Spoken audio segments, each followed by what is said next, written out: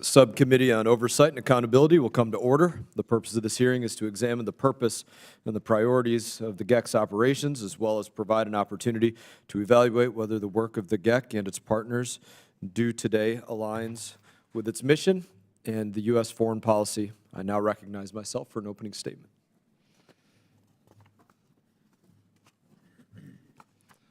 Let's see here. We'll get there eventually.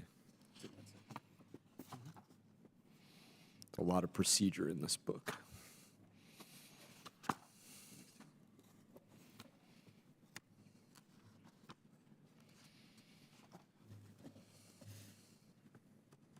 And I always hate sitting up here so far away from you all. Seems very elitist. I think I said that before. We're going to work to sit down there closer to everybody else. So as I mentioned, today, the Subcommittee on Oversight and Accountability will examine the Global Engagement Center, or GEC, and its successes, its failures, and questions about weaponization. GEC's mission statement reads, in part, that it seeks to counter foreign, state, and non-state propaganda and disinformation efforts aimed at undermining the stability of the United States, its allies, and partner nations. And we're here today to determine whether or not that mission is being fulfilled. And we look forward to you answering questions about that.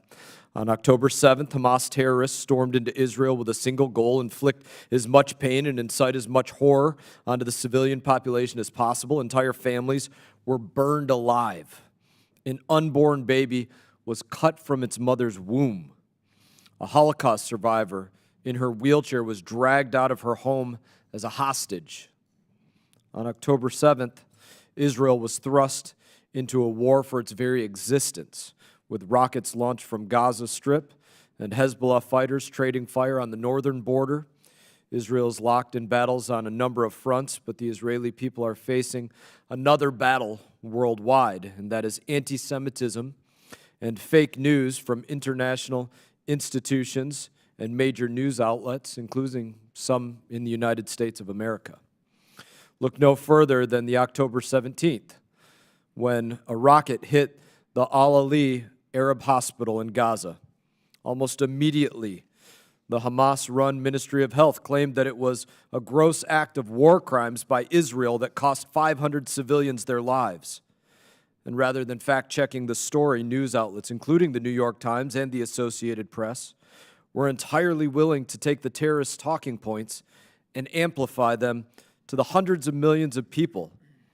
Headlines blared that Israel strikes hundreds in hospital. That's what the Palestinians said. But here's the problem. Hamas was lying. And according to preliminary conclusions by our own Pentagon, the explosion was caused by a Palestinian Islamic Jihad rocket misfire. In fact, mounting evidence even shows that not only was there little to no structural damage done to the hospital, that it was in a parking lot that was hit by debris from the rocket. Outlets like the New York Times did eventually post retractions, but the reputational and political damage was done. Violent protests and riots broke out at our embassies across the region. More protests with liberal hotspots here at home erupted overnight. Hamas leadership called for a global day of rage. Even the president's peacekeeping efforts were halted as a result. Jordanian leadership refused to meet with him because of what was going on with global media and propaganda. Those on the left consistently claim that words can cause violence. Well, here's a very prime example of that prediction coming true. This single example of disinformation led to the condemnation of the United States of America and Israel and the heightened likelihood of multinational conflict, very real consequences. In my opinion, this story is exactly the type of disinformation the State Department's anti-propaganda body should be focused on countering. But I have questions about whether it saw this coming. Even if we give it the benefit of the doubt and assume that GEC was involved behind the scenes, offering support to the Pentagon and other agencies, the State Department's anti-disinformation apparatus has failed to quickly and publicly counter blatant disinformation. In many cases, this case highlights the problem that I have with GEC, Mr. Kimmage. We know very little about the day-to-day operations.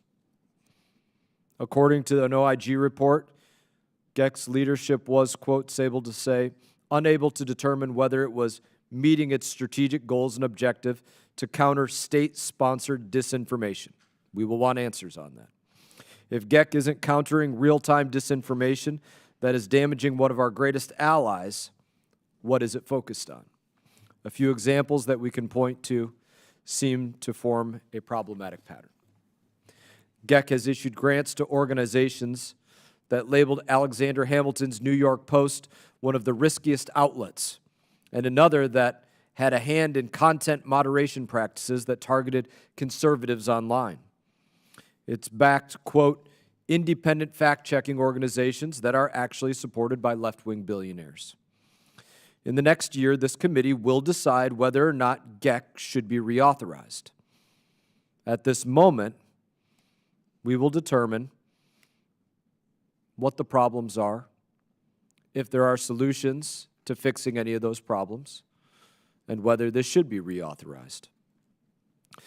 The first problem that I see is actually fulfilling your mission to counter disinformation from foreign sources.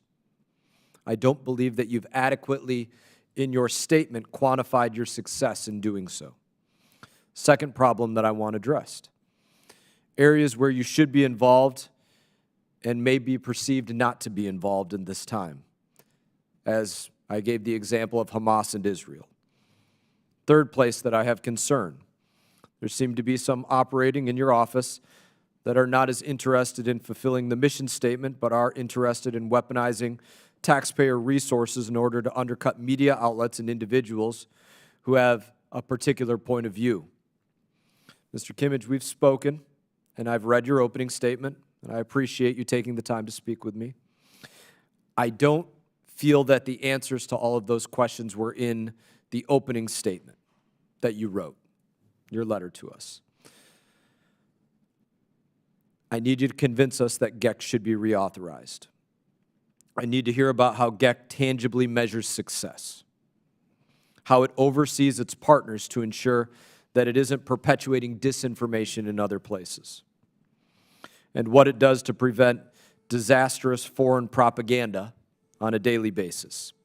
The onus is on you to change my mind. So I would encourage you to take a moment, think about your opening remarks, as my colleague will be giving his opening remarks, and don't just read us what you wrote to us, but please give us answers to the questions that we have for you so that we can have a very real and true understanding of the work that's being done, whether it's to counter our adversaries like China, Russia, Iran, Hamas, or any other. And in that, I thank you for bearing with me. Let's go back to the script here. I'm now going to recognize my colleague here for an opening statement of however long you choose to make your opening statement. Thank you, Chairman. And I'll spare you all and make this a short one so we can get into the important work of having the discussion that the Chairman outlined.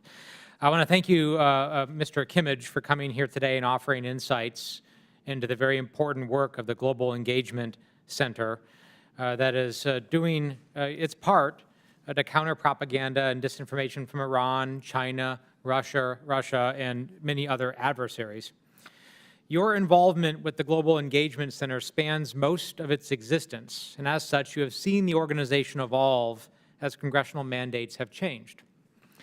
And I know your testimony will help us understand how the Engagement Center's work strengthens our national security, counters these adversaries' false narratives, and shines light on their malign behaviors.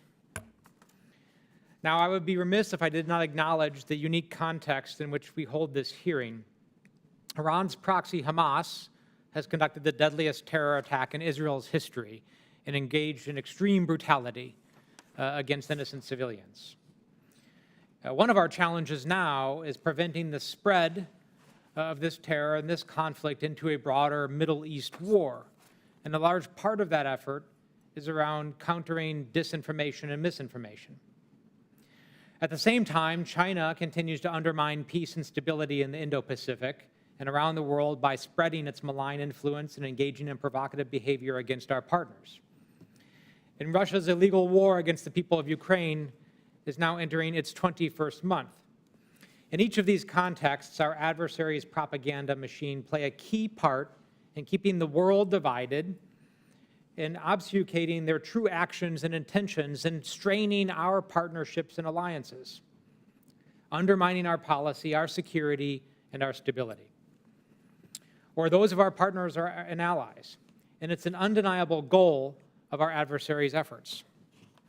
The Global Engagement Center, a State Department unit founded by Congress on a bipartisan basis, is one of the tools we use to stem the tide of this disinformation wave.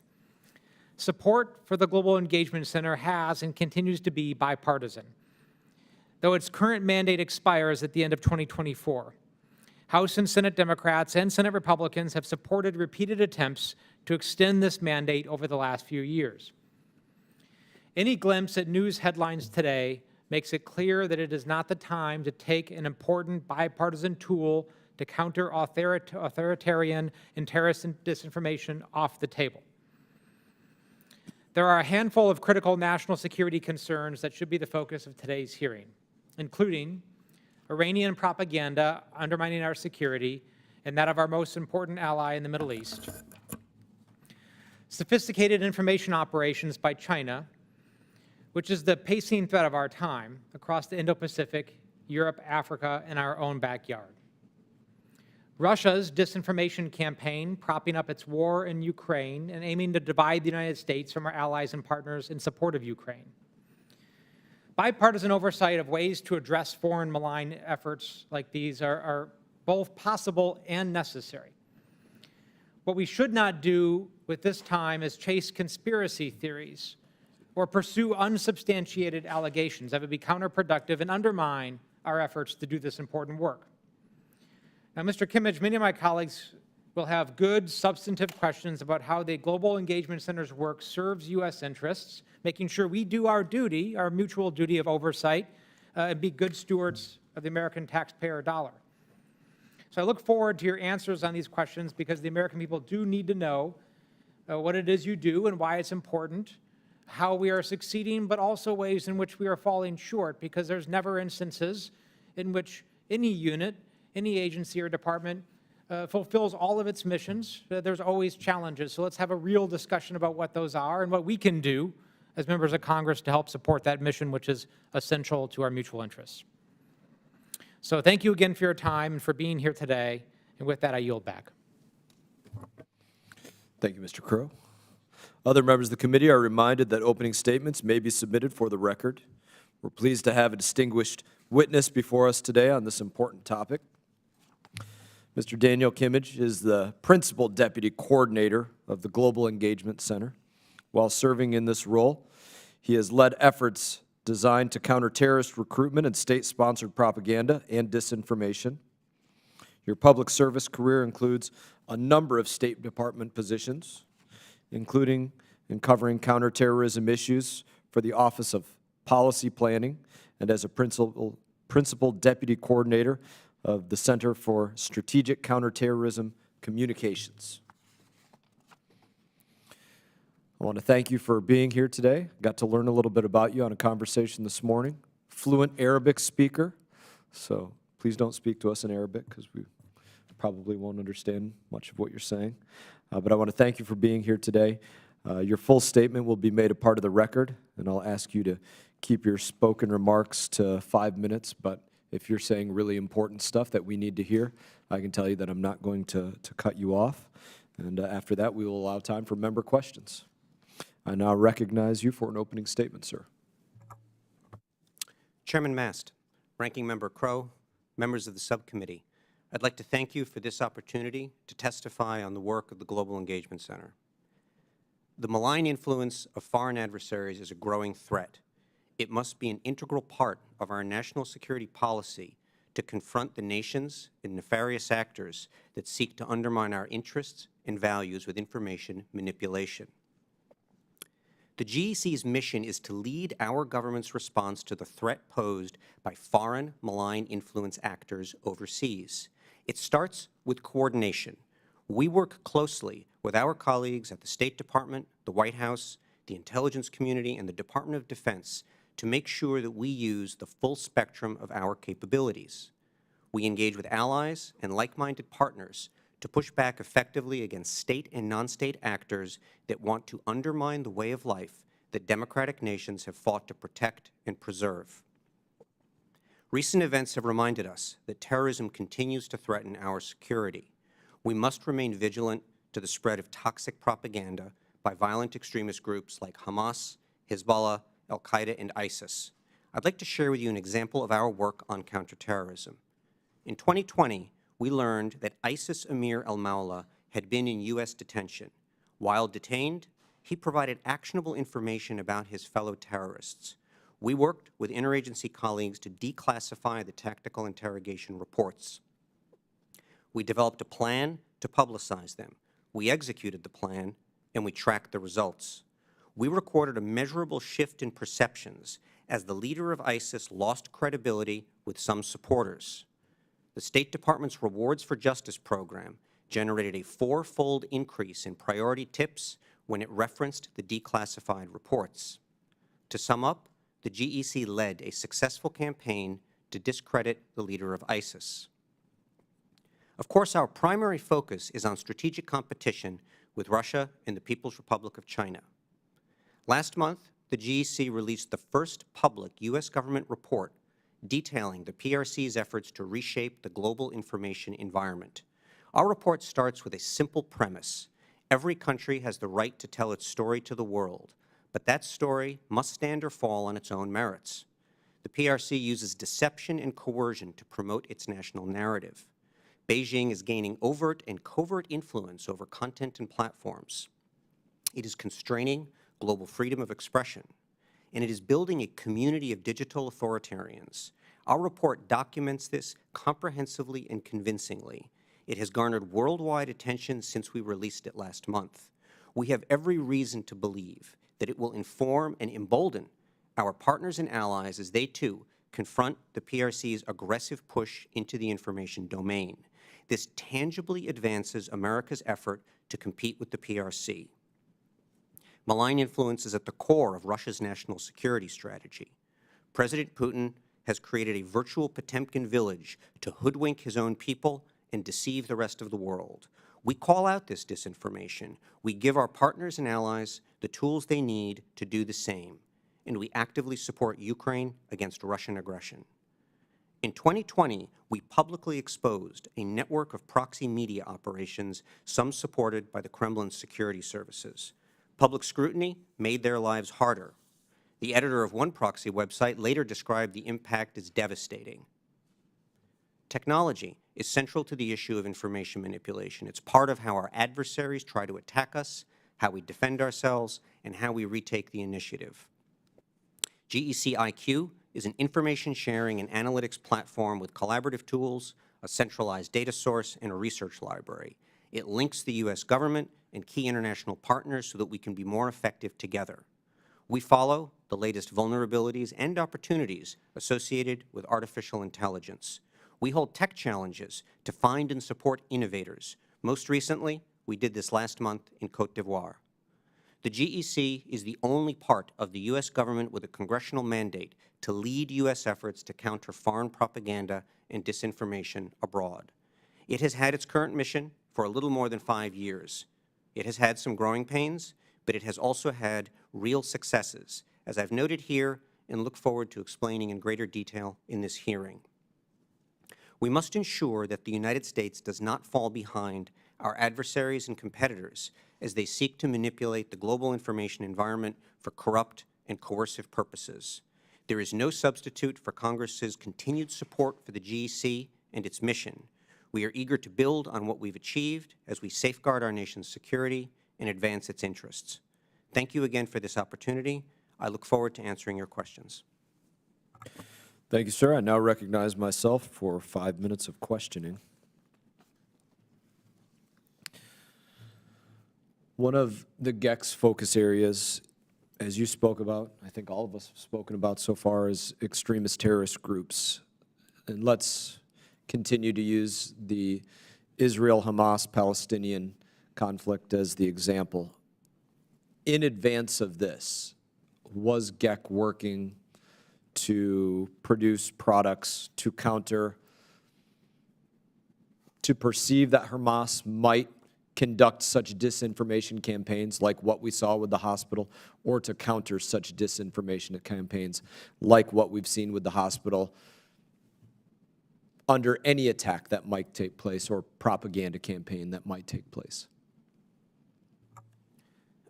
So the Global Engagement Center for years has tracked extremist organizations like Hamas and how they seek to distort events, to promote their narrative. Can I pause you a second? Sure. When you say like Hamas, Yeah. do you mean terrorist-like organizations, or are you literally saying Hamas? I mean, designated violent extremist organizations, including Hamas. Our primary focus has Including been Hamas. including Hamas. Our primary focus has been on ISIS and Al Qaeda.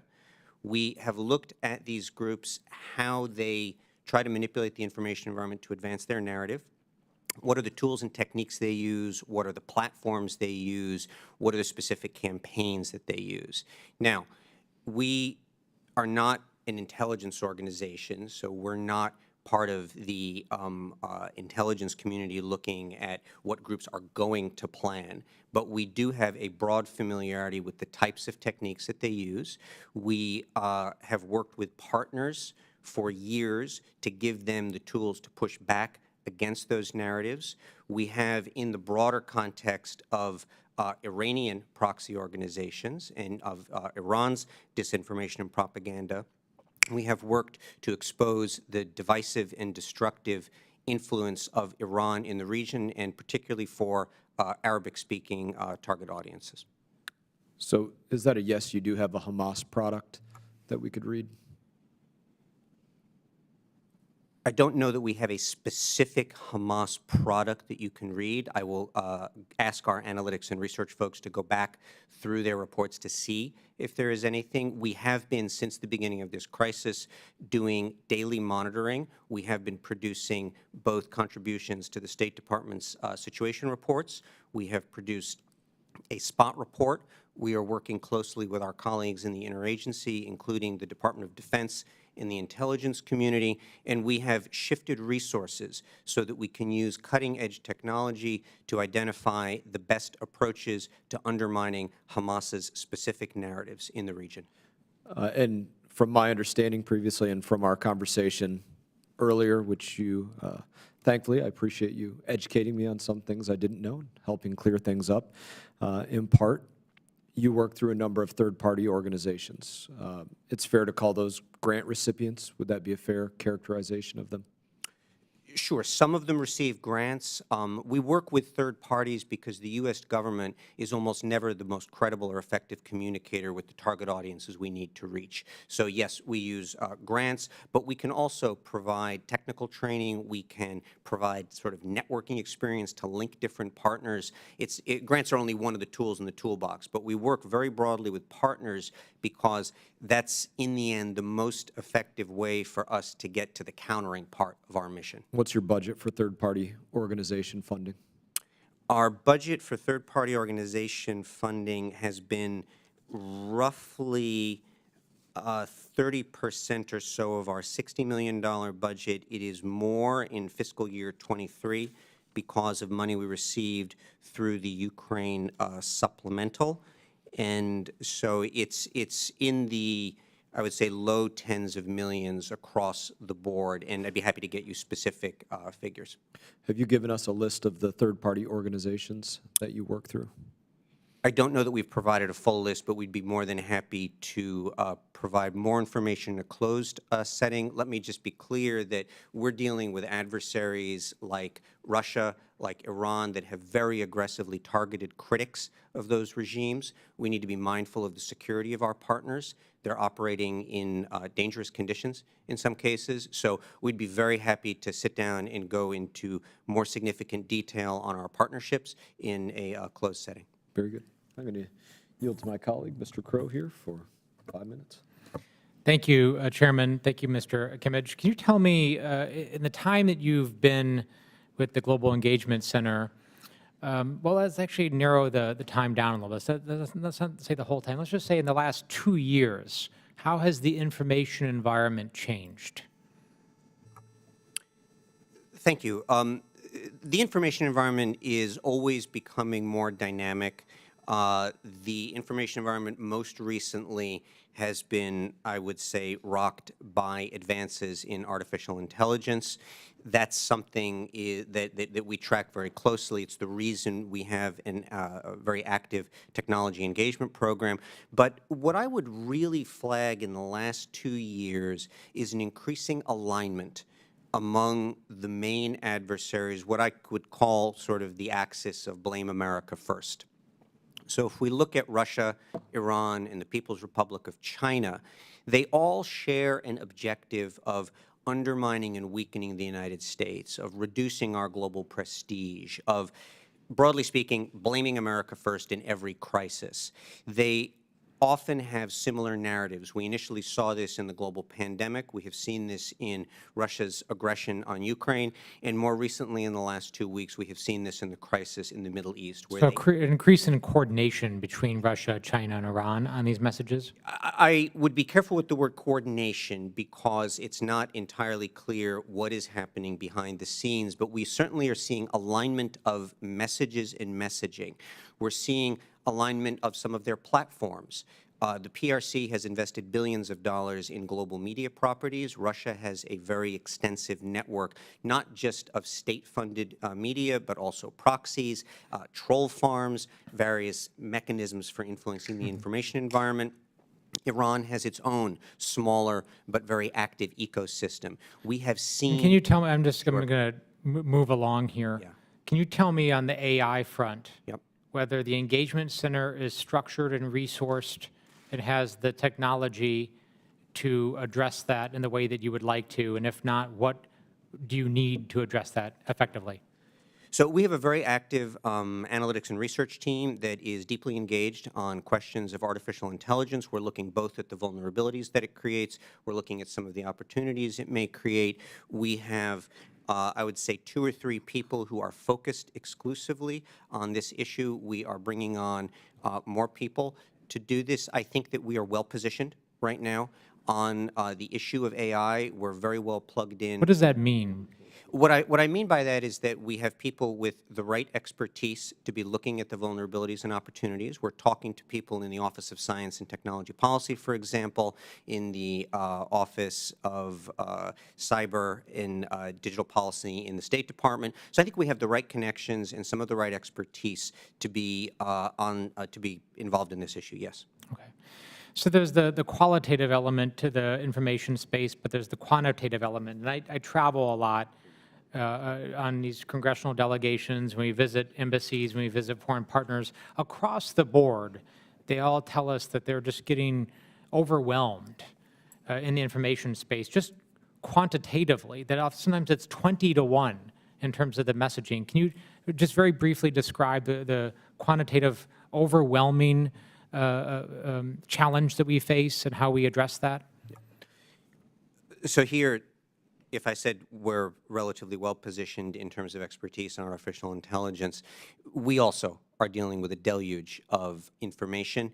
We are coping with the enormous amounts of output from the propaganda mechanisms of Russia, the PRC, and others. So there is the output, there is the data piece of this to understand how the environment is being shaped by others. I would say that we are also coping with this. It is an enormous challenge because you have both the dynamism of the environment and the volume of the information. So yes, you have identified one of the primary challenges we face. So I have this test that I call the bar stool test. When we're talking about complicated issues, I pretend that I'm sitting at a bar stool with a beer, telling one of my friends who has no idea what's happening in Washington, D.C. and government, and explaining to him or her what's going on. So imagine yourself sitting at a bar stool now with your beverage of choice, and that person says, what would happen if the Global Engagement Center does not become reauthorized? Sure. So you've got People's Republic of China, Russia, Iran, all of these countries trying to misrepresent us, distort our values, present America as the villain in every circumstance. They're out there working every day. There are thousands of people, billions of dollars going to blame America first and make us seem like the villain. We are leading the charge on our side to make them less effective, to tell the truth about our story, to increase our global prestige and standing, so that we can advance all of our interests in the ways that maintain our standard of life, that allow us to sit here and have this beer in freedom and relative security. So if we go away, all of those enemies are going to have that much easier a time presenting us as the villain, making our job harder in our foreign policy, making it harder to advance America's interests. Thank you, and thank you for the additional time, Chairman. Like me, many of your friends are Rangers, so I have no doubt you have a lot of barstool conversations. So That we do. that's right. I yield to my friend from Florida, Mr. Mills. Thank you, Mr. Chairman. I want to pick up on what my colleague was asking in your response. You said that you wanted to ensure that you were re-engaged and refunded so that you could stop presenting our foreign policy in a failed way. That in my, just that on the surface sounds so funny to me, because when you have things like botched Afghan withdrawals, when you have every other nation who has been able to get their citizens out of Israel, and we were one of the last, actually we were the last, to be able to even get a plane on the ground to try and help them. When you look at unfreezing $6 billion that helped to, even if they want to claim that it was being held by a mediator, it was still fungible income that could be moved from bucket to bucket, that allows not just, and again, I agree with one of the key things, China, Russia, Iran, and North Korea, that geopolitical alignment in itself is focused primarily on the West, and their overarching goal is to stop developing nations from being able to trust that we'll actually be there when the time is needed. But we're doing that on our own. We're giving them all of the messaging and ammunition that they need. And the only way we're going to counter that is by actually getting good foreign policy and getting a president in the Oval Office who understands that our foreign and domestic policies are intrinsically linked in an effort to try and go ahead and stop the expansion of the Belt and Road Initiative, which its entire intent is the Eurasian expansion, the domination of Africa, and to cut off Western Hemisphere supply chain from the Horn of Africa, Mediterranean, Red Sea, Black Sea, Persian Gulf to control those elements, utilize the WHO and the WEF and OPEC to attack the petrodollar and the U.S. dollar as the global currency, while simultaneously utilizing their propaganda and misinformation campaigns in our own hemisphere to go after economic coercion in Panama and Honduras to control the canal, to utilize their marriage of convenience with Russia for the Chavists of Venezuela or Pedro in Colombia, or now as they look into Argentina with what my colleague Maria Salazar has pointed out, a 400 football link satellite that many of the Argentinians don't even know about, and we're not doing anything about. Not to mention the spy and military training base in Cuba, 92 miles off of both myself and Chairman Mast's great state of Florida. So tell me, how is your department going to prevent the president and others from making these failed foreign policy decisions? So let me draw a distinction between the legitimate debates that we have about foreign policy and the illegitimate misrepresentation of America as a country by our adversaries.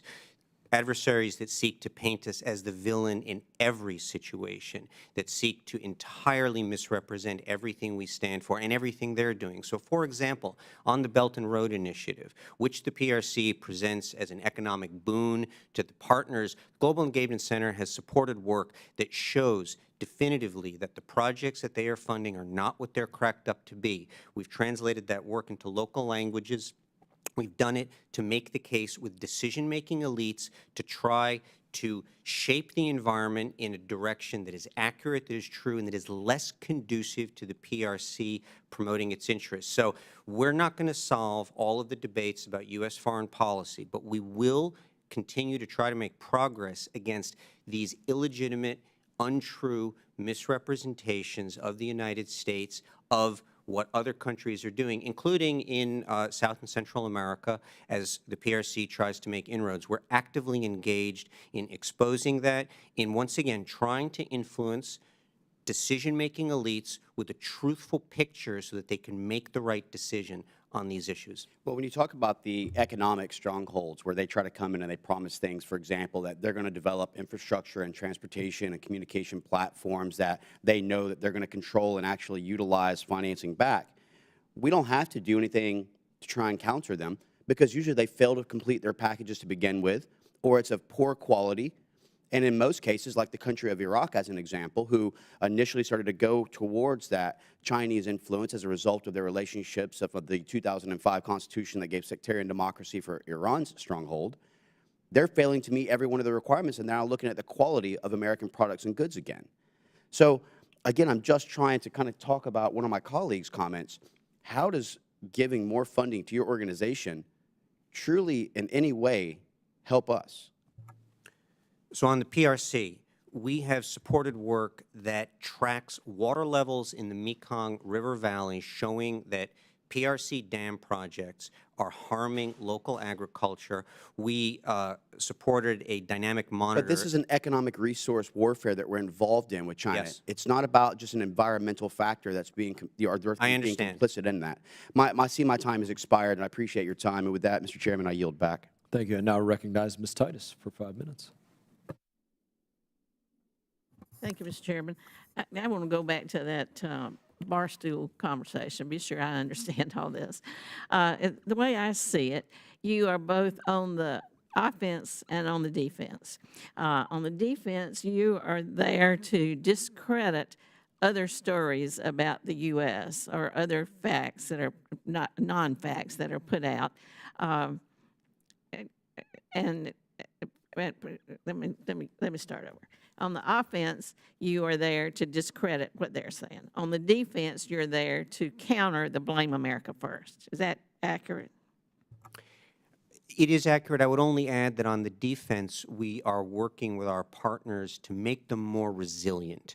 So we're doing more than just the communications piece, and I'm happy to detail how we're doing that. Okay, and also you give targeted information, perhaps like in a country where China or Russia or Iran are trying to influence an election. So you can target that population with a certain set of information about that circumstance. But at the same time you do that targeted information, aren't you trying to influence public opinion at large around the world in some instances? So we do not seek to influence any outcomes of elections. Well, I know you don't, but I'm saying countering someone's attempt perhaps to influence an election. We want to present truthful information or give people the tools so that they have access to that information to safeguard the integrity of a process that depends on it so that people can make an informed choice. So that's kind of a narrow case, but also don't you do broader information to influence world opinion, for example, like the Belt and Road Initiative? Yes, so we have supported in-depth research on the Belt and Road Initiative to expose the falsehoods and misrepresentations that the PRC promotes. But bear in mind also that the Global Engagement Center is part of a larger public diplomacy enterprise at the Department of State that includes exchanges, that includes public affairs, and we also work with our colleagues in international broadcasting who bring objective news and analysis to many environments where that's not otherwise available. We work closely with them because we understand we can't do all the work ourselves. We're focused on this specific issue of propaganda and disinformation, but we're lucky to be part of this broader enterprise, to work with our talented colleagues in helping to ensure information and to give people that broader picture you were talking about. And would that be like NGOs or Radio Free Europe, those kind of partners? Is that who you work with? Yes, so international broadcasting includes Voice of America, Radio Free Europe, Radio Liberty, where I was honored to work for several years before I came to the State Department. We also work with NGOs, with non-governmental organizations, with civil society. Yes, we have a very broad range of partners because, as I said earlier, partnerships are absolutely central to our work. There is a small subset of things that we can do on our own, the coordination with other parts of the U.S. government, hearings like this, but to really reach people out in the world so that we can counter the propaganda and disinformation from our adversaries, we need the partners with the right credibility to do that. You just issued a report on China. You mentioned it briefly. It surprises me that some members of this committee want to kind of kneecap your organization when they're so adamantly anti-China. Would you talk a little bit about some findings of that report and how it's been valuable to us in shaping our diplomacy? Sure. The China report that we released last month, and it's on the State Department's website, it's available in multiple languages, it details how the PRC is trying to reshape the global engagement environment by using propaganda and censorship, by bringing digital authoritarians together, by gaining control or trying to gain control of international organizations, by trying to co-opt other communicators, and by trying to control the Chinese language media all over the globe. They're doing this to work along kind of three major lines of effort. One is to control content, and it's not trying to be cute here, but it's 3 C's. It's content, constraints, and community. They're trying to insert as much pro-PRC content into the environment as possible. They are trying to constrain freedom of speech, not just inside China, but globally. And they are building a community of authoritarians worldwide. So this report, for the first time, details all of this from the U.S. government. It's from the Global Engagement Center. It's available on the State Department's website, and I would urge everyone to take a look. I would wager that China is putting a lot more investment into their effort than we are here into your agency to try to counter that. We and others have assessed that they are spending billions to do all of these things to reshape the global narrative, billions of dollars. So I don't think we should be shortchanging you in that effort. Thank you, Ms. Titus. Yield to Mr. Issa. Thank you, Mr. Chairman. You know, the work that you're tasked to do is certainly important and needs to be done, but I have a number of questions that do concern me in your reauthorization. And I guess I'll start off. Would you say that the New York Post is a source of disinformation? The Global Engagement Center does not do any work domestically, and we don't have any position on any U.S. media outlets at all. Same with Real Clear Politics? We simply don't do any work in the United States media. Same with Daily Wire? We don't do any work in the U.S. media environment. Okay, but you did give London-based Global Disinformation Index hundreds of thousands of dollars, right? Let me be clear about the context here. We had an arrangement with the Global Disinformation Index to do work in 6 languages other than English for a limited period of time to look for Russian and PRC propaganda narratives. It was very specific work. It only went for a few months. It ended at the end of 2021, and that was the end, the beginning and the end of all of our work. You don't have to get too animated about it. I can tell you there's some concern there, and I just want to dot the I. Would you say that in retrospect it was a mistake to work with them, that they were not, in fact, an index that you would want to use on a go-forward basis? The work that we did with them was entirely in keeping with the GC's mission to work against foreign propaganda and disinformation in overseas environments. So 6 languages other than English, completely outside the United States, no relation to anything else. But when you have a disinformation source, one that named those entities as sources of Russian propaganda, then the question is, when you're asking them to give you this, to help you, who's vetting them when you choose to give them money and, in fact, they're a source of disinformation?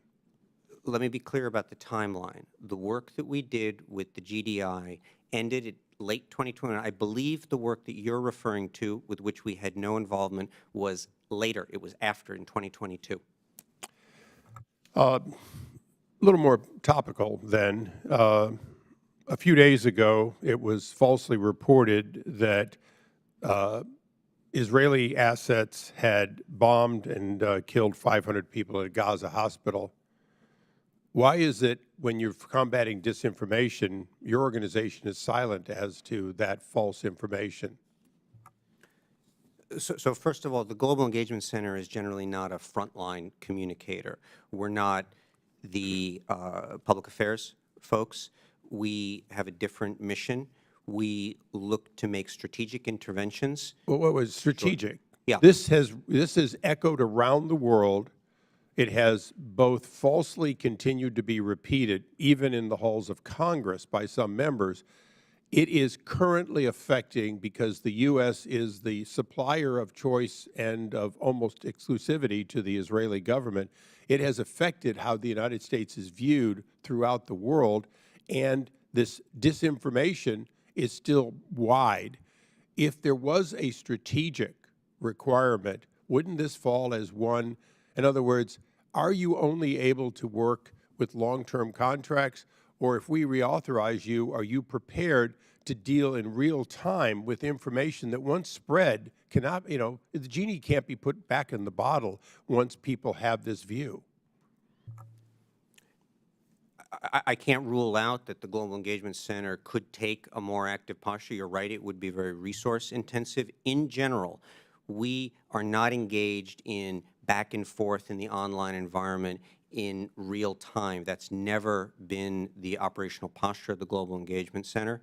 When I say strategic, I'm talking about things like our Russia report or the exposure of the Belt and Road Initiative. And I appreciate that, and I certainly would appreciate if every time we can show that Belt and Road was gotten by bribes and ultimately delivered an inferior product, that's helpful.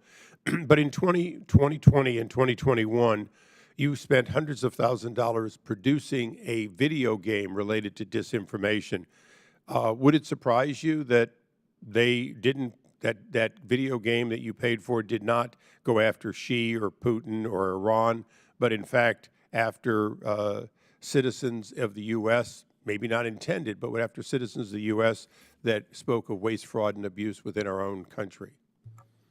So the video game that we supported is a neutral teaching tool. It's not directed at any environment. It simply shows people how campaigns can be constructed. It's intended to raise awareness. It doesn't have any political significance. That's not the way it But I thought we weren't paying for neutral. We were paying for results that drove down disinformation. Did it do that? So we did have a peer-reviewed study of the video game, one of the games, and Harmony Square, and it recorded a 23% increase in people's ability to spot disinformation after using the game. So that part was not neutral, and that is why we funded it. Thank you.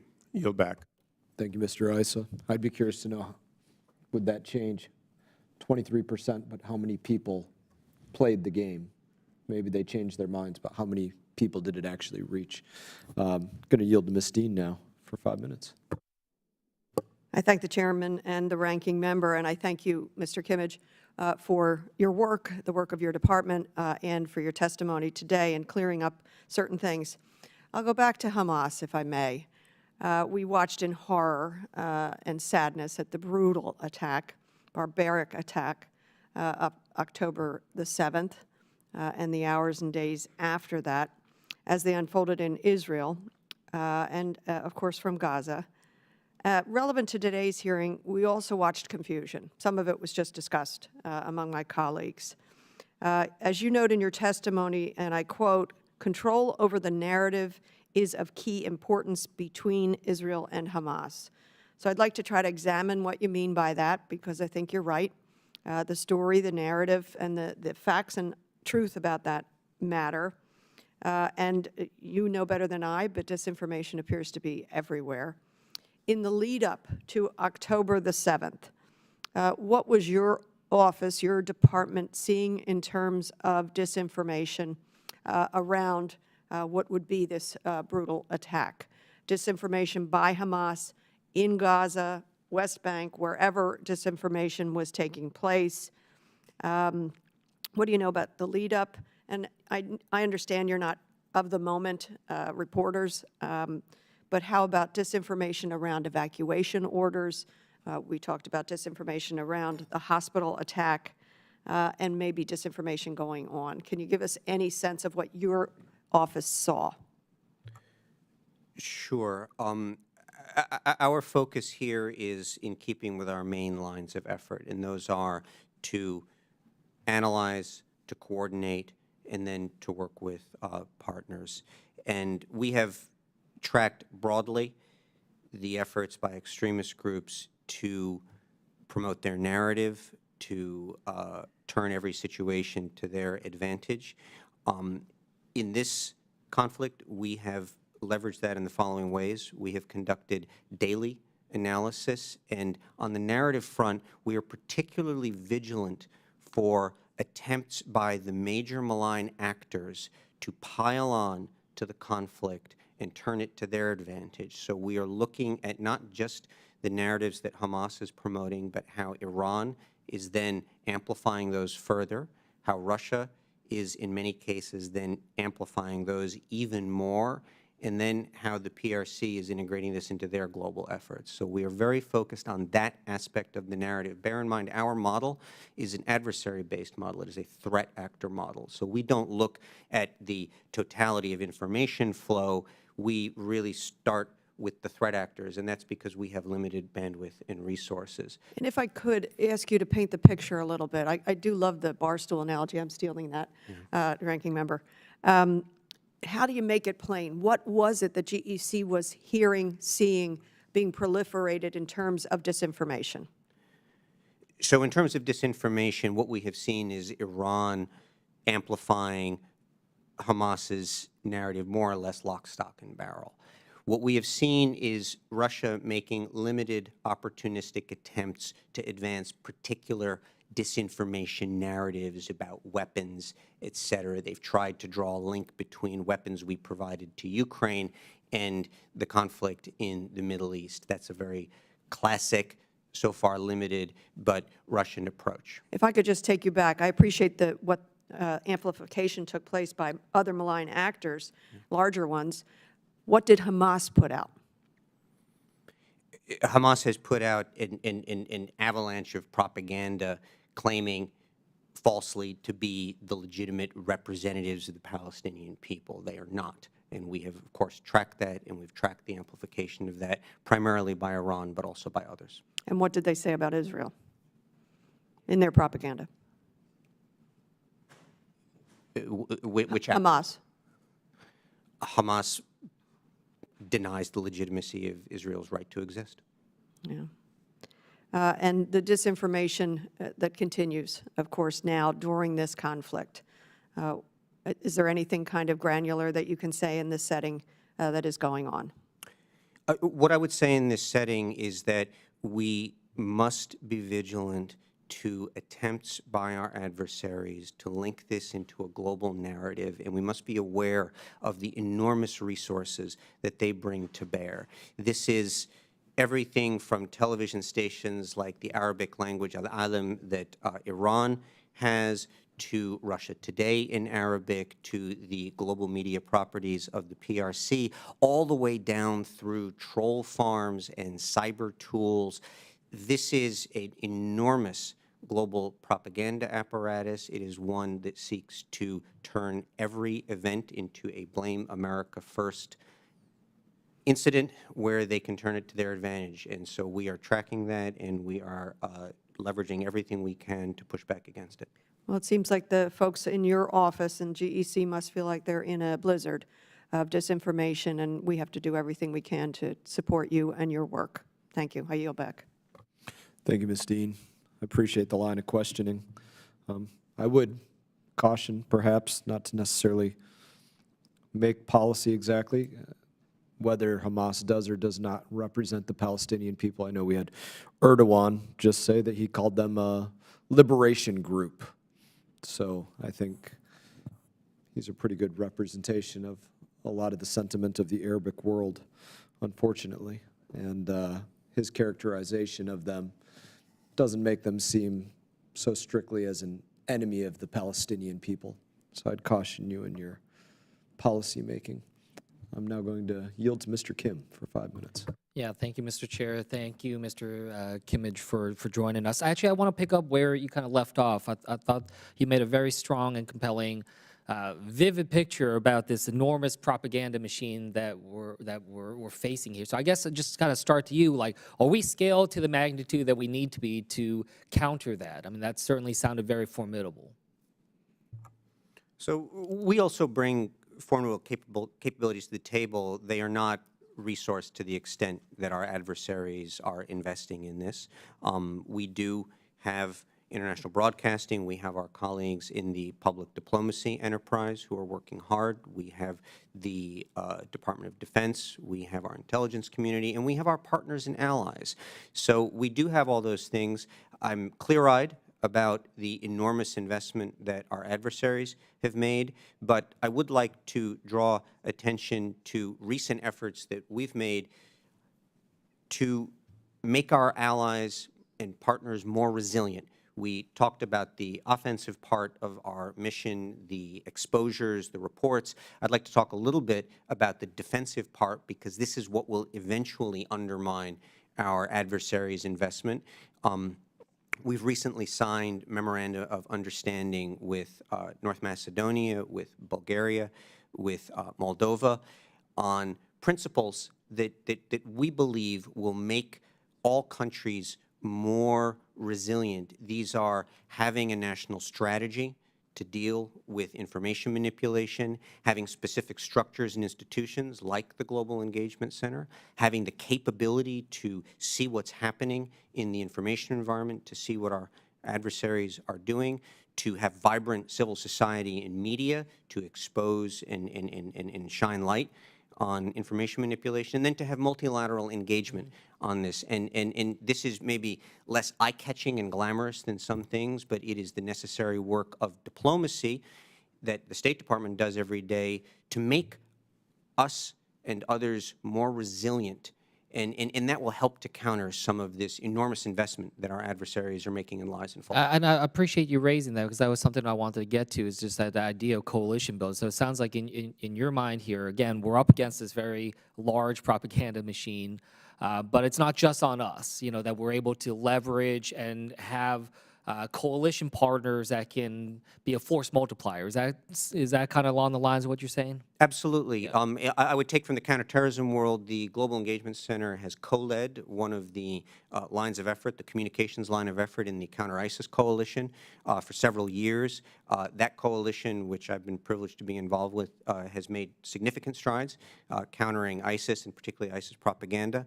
And we are trying to leverage some of that experience in the different but related task of countering the information manipulation by nation states. Well, now, I wanted to get in, you talked about this increase in alignment, not necessarily direct coordination, but a kind of alignment between some of these actors, Russia, Iran, China in particular. You talk about how their efforts to try to shape disinformation and promote that here in the United States, to try to sow doubt and challenges here amongst Americans. What is our capability? How would you assess our capability of getting information to the people in those nations? There are countries that have very strong control over their own media. When we think about the fight going on in Ukraine, I always kind of wonder, like, how much are the Russian people understanding about some of this, or are they understanding that there's a lot of different sides to it that they're not getting fed?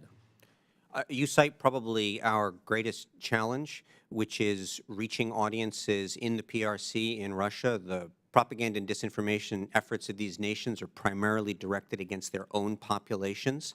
They have reinstituted types of control that we haven't seen since the Soviet Union. It is a huge challenge. We have what I would describe as modest efforts to reach Russian-speaking audiences. We do work to support independent media that are doing tremendous work to show the truth of Russia's war of aggression against Ukraine, to show the true cost it's inflicting on the Russian people. So it is an enormous challenge. We are working, and we will be trying to do more. Thank you. And look, I just sort of say that to my colleagues here on this committee. I think that's something that we should be very thoughtful about. When we think about this disinformation, certainly the defense part of it is important, but on the offensive side, if we're not able to have that kind of penetration, if we're not able to, but they are having tremendous penetration with our own country, there's something there that we need to be thinking about, and I hope that that's something we can work on in a bipartisan way. Thank you, and I yield back. Thank you, Mr. Kim. We're going to do another round of questioning here for anybody that wants to, Ms. Dean or Mr. Kim. And I'm going to touch off on something that my colleague, Mr. Issa, was talking about anecdotally. He was bringing up one of the third parties that you used. And to paint the picture, they labeled risky and non-risky entities. whatever the time frame was. And they said risky, top 10 risky, New York Post, Real Clear Politics, The Blaze, One American News, Newsmax, The Federalist, The Daily Wire. Those are the most risky. And the most trustworthy, or the not risky, were NPR, Associated Press, New York Times, Huffington Post. Other ones, Wall Street Journal, and the list goes on. But some in that list of not risky I consider to be highly risky. And so my question goes to third parties in general.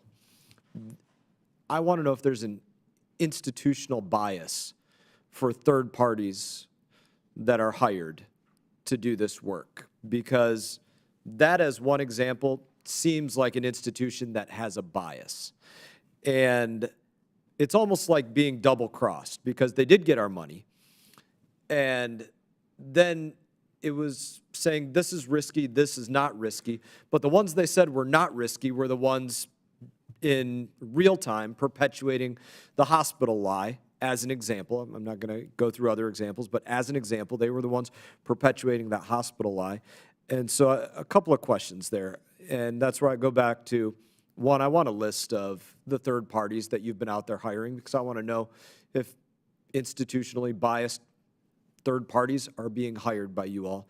And number two, and I know this is soon after, but do you know for a fact at this point that any of your other third parties that we don't have a list of yet were a part of spreading the hospital lie or have an anti-Israel bias?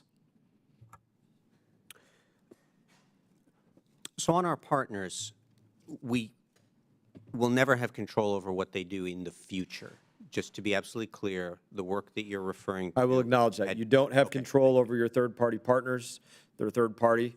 I understand why you're using them, not to be mean. People aren't following your Twitter. You're looking for people of influence to do this. But do you know if any of the third parties to date that you've hired were part of the hospital lie? We'll call it that. So let me just answer your preceding question on bias. We have a process to select partners. We have an open announcement asking for the type of work. We have a panel that reviews the partners, and in every statement of work, in every agreement that we make with them, and let me read this for the record, we have the following, which says, GEC does not address United States domestic audiences, nor engage in domestic discussions of United States policy. No activities supported under this scope of work shall be directed toward U.S. persons. Any such engagement, if determined by GEC to have been intentional, may constitute grounds for termination for cause of this award. That is in every agreement that we make with a third party. So that is as set in stone as it can be. And I just wanted to make sure that you and other members of the committee hear that, to allay any concerns that you might have. Yeah, just say this, the mission statement is to counter foreign state, non-state propaganda, disinformation efforts that threaten the stability of the United States, its allies, and partner nations. So that's a tough mix there, because you're not supposed to address Americans. You are addressing across the globe, and obviously one of our allies being Israel, partner nation being Israel. So just again, to that very pointed question, do you know yet at this point any of your current third parties under contract were part of spreading the Al-Ali hospital lie with the rest of the Palestinians? I'm not aware of any of our partners. Do you plan on investigating whether they were a part of spreading that lie about our ally? We will look into this and get back to you. I hope you do, and I will look forward to you getting back. I now yield to my friend, Mr. Crow. Thank you, Mr. Chairman. Can we talk just for a moment about the nature of risk when you're doing innovative things and in a very dynamic space where you're trying to stay up to speed with an evolving environment? Because it seems like you could be risk averse to the point of being irrelevant. But if you take no risk, if you're not innovating, if you're not experimenting with things, then you're actually not staying ahead of a rapidly evolving environment. So how do you address that, right? There's no situation in which a relevant entity that exists within a dynamic environment is accomplishing its purpose without taking some risk and trying things. And some of those things will work and some of them won't. So just talk to me about your approach on that. Sure. Thank you for the question. This is a persistent and unavoidable aspect of operating in the communication space. When we work with partners, we gain credibility, we gain flexibility, sometimes we gain rapidity, but there is a trade-off in terms of control. A partner is not going to vet their messaging through the rigorous clearance process at the State Department to ensure that it's fully in line with all of those requirements. So there is a trade-off there. There is always risk in the space. There is also a risk in inaction. That is not perfectly safe. The risk in inaction is that our adversaries are going to be doing everything they can to undermine us in the communication space. To answer your specific question, we weigh this on a case-by-case basis. We do this when we review partners. We do this when we make decisions about what we will and we won't do. It's a huge challenge. We're always keenly aware that we can't do nothing. Our mandate compels us to take on this mission, and we are keenly aware that there are many eyes on us, that there are risks in the space, and I don't know what more I can say beyond the fact that it is one of the more onerous and challenging parts of our job. And is it your opinion, as somebody who's operated in this space for a very long time and seen how it's changed, that the risk of inaction is much higher than the risk of action, even if sometimes that action misses the mark or isn't exactly the way it works and you have to adapt? Broadly speaking, I would agree. We are seeing an increasing, not just tempo of operations by our adversaries, but this alignment that I've referred to several times. And so we can't afford to look the other way. We can't afford to be mired in internal rumination. We do have to act, and we do have to execute the mission that you and your colleagues have given us. Thank you. I yield back.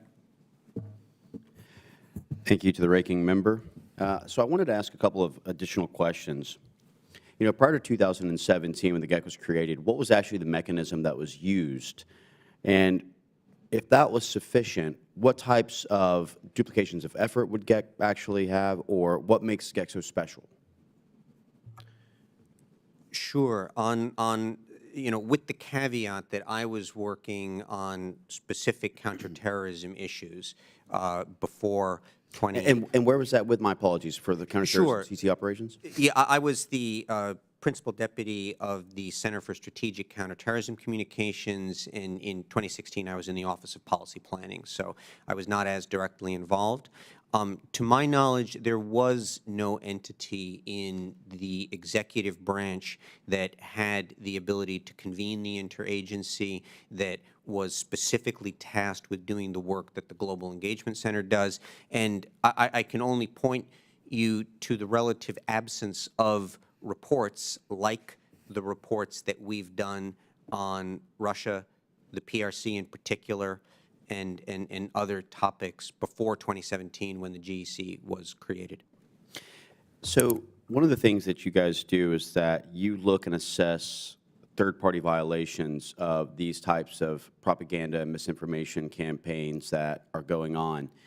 And some of those that could be listed are social media organizations like VK, as an example, and things like this. Why wouldn't we list TikTok, a foreign-created social media platform that's being utilized for these types of propaganda and misinformation campaigns, as a violator assessed by GEC? Sure. So just to clarify, the Global Engagement Center doesn't have any regulatory role. We don't assess social media. But you do actually go in and review those who are actually kind of misrepresenting things so that we know exactly how to identify and then counter, correct? What we do is we identify the tools in the toolbox that our adversaries use for information manipulation. And in fact, we have sponsored work that shows how TikTok is being used by the PRC. What we don't do is anything in the regulatory space. We don't either recommend. But you do see that TikTok is in fact being utilized in this manner to be pushed by the PRC as a mechanism to have a cultural impact by utilizing misinformation and propaganda. We have, I believe, supported report that highlights the role that TikTok plays in the PRC's effort to reshape the global media environment. Yes.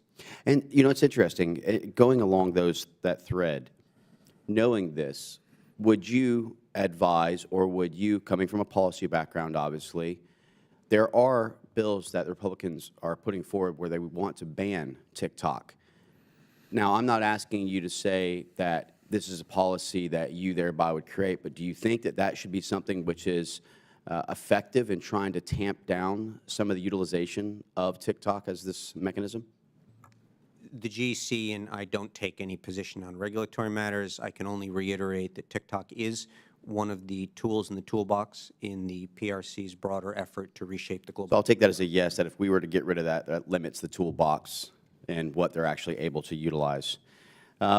Your office's mission is to direct, lead, synchronize, integrate, and coordinate U.S. federal government efforts to recognize, understand, expose, and counter foreign state and non-state propaganda.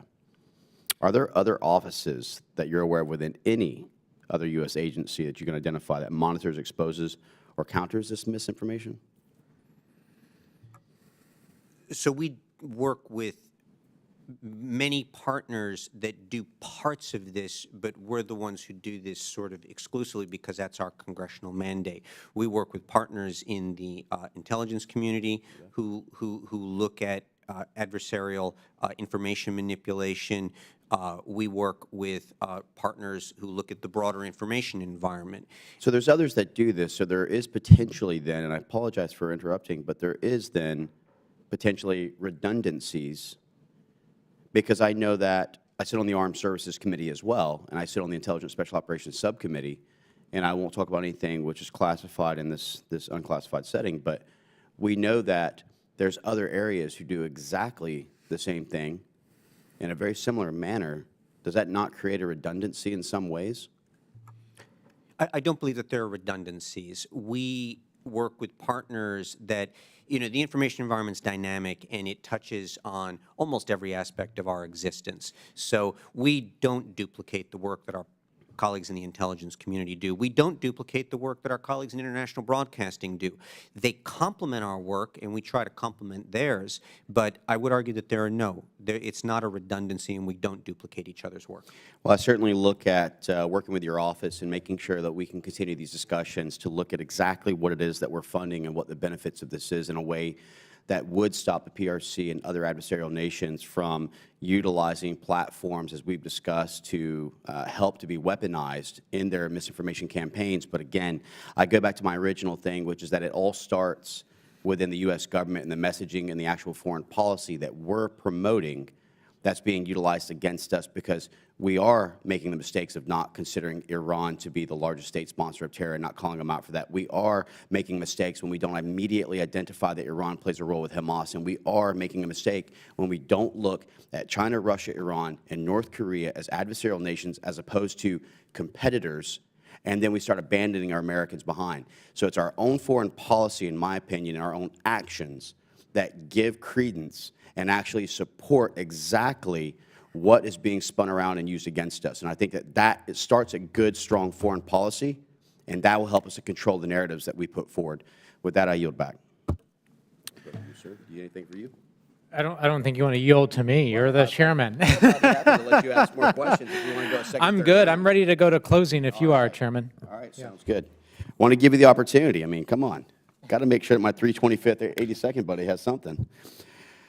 I thank the witness for the valuable testimony and the members for their questions. The member of the subcommittee may have some additional questions for the witnesses, and we will ask you to respond to those in writing. Pursuant to committee rules, all members may have 5 days to submit statements, questions, and extraneous materials for record, subject to the link of limitations, without objection. Yeah, and I just want to make sure you're not going Crow. to adjourn. Mr. Yeah. Crow. Okay. The committee will refer to you, Mr. Crow, as the ranking member. Okay. Thank you. closing Thank you, statement. Chairman. Thank you, Mr. Kimmage, for your testimony here today and your insights into the Global Engagement Center and for your many years of service to the country. Your testimony has put into sharp focus the critical work of the Global Engagement Center and how you and your team work tirelessly every day to counter misinformation and disinformation by our adversaries, that it goes to the core of our national security, as well as our proactive efforts to develop alliances and partnerships to spread democracy and freedom throughout the world. You talked about the risks of inaction, which in my view are unacceptable risks, and that's why we have to continue to innovate, to create, to engage, and that's obviously what you do, as the name of your center implies. You also operate in the open, and you're transparent, because I've always thought that if we lead with our values, if we lead by being open and transparent and with our partnerships, that ultimately people will see that, as difficult and challenging as that might be in this environment. There is really no other way. Your work is critical, and in my view, Congress should work with you to reauthorize the important work of the Global Engagement Center, to give you the resources, to work with you to give you the resources that you need to counter disinformation and misinformation by our adversaries. And I look forward to working with my colleagues to make sure that we do reauthorize this, that we conduct our oversight. We will always do that. Make sure that we're asking tough questions and that we're being good stewards of the taxpayer dollar and we're accomplishing the congressionally mandated mission. But I do look forward to working with you, and I think it's extremely important that we support your work. And with that, I yield back. I want to thank the ranking member once again and our witness. Again, we will be in touch to make sure that we can look at how your office will truly serve its purpose and whether or not the reauthorization is necessary with regards to overarching redundancies across various agencies. With that, I'll consider this to be adjourned.